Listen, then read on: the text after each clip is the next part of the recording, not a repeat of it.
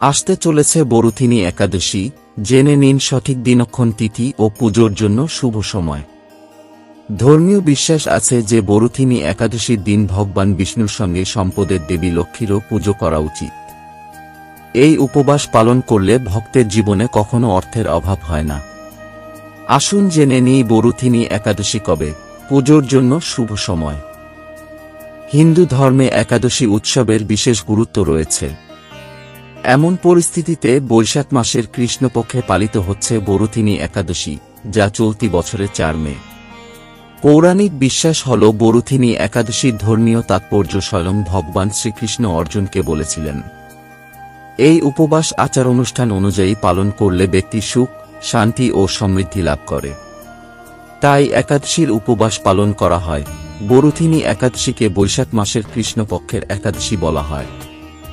এই উপবাস পালন করলে ভগবান বিষ্ণুর সমস্ত অবতার প্রসন্ন হন। এই উপবাস পালন করলে ভক্ত জীবনে কখনো অর্থের অভাব হয় না। সে ঋণ থেকে মুক্তি পায় এবং তার পরিবারে সমৃদ্ধি আসে। বরুথিনী একাদশীর পুজোর সময়।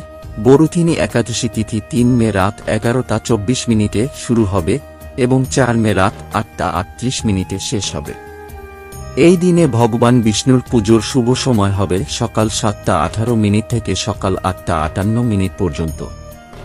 হিন্দু ক্যালেন্ডার অনুসারে বরুথিনী একাদশীর দিনে ত্রিপুষ্কর যোগ, ইন্দ্রযোগ এবং বৈধৃতি যোগ গঠনের কারণে এই তারিখটিকে শুভ বলে মনে করা হয়।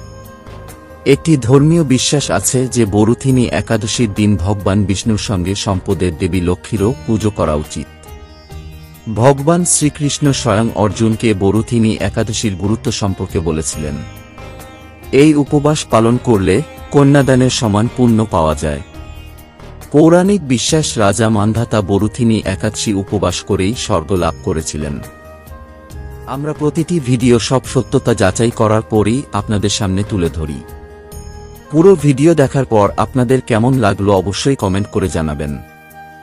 আমাদের সনাতনী হিন্দু ইউটিউব চ্যানেলটিকে সাবস্ক্রাইব করে রাখুন এবং নতুন নতুন ভিডিওর আপডেট পাওয়ার জন্য পাশে থাকা বেল আইকনটি প্রেস করুন। আজ এই পর্যন্তই। ধন্যবাদ।